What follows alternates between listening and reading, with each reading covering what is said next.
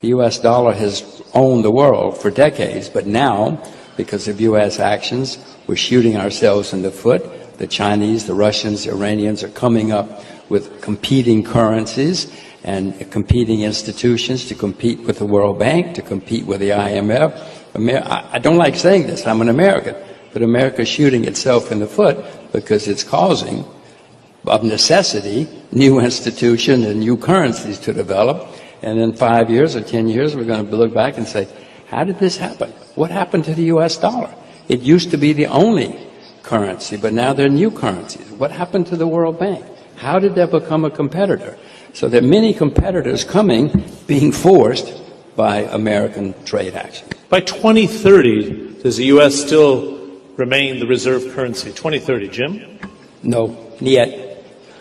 Absolutely not. By 2030? Much sooner than that.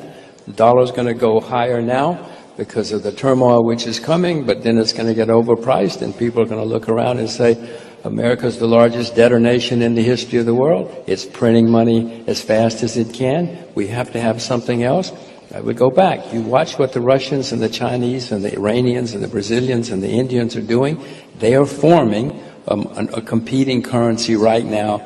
If I were a betting man, which I'm not, it would be the currency which is being formed by the nations which have to, because they're being bossed by the Americans and they don't like it anymore and they have enough power to do so.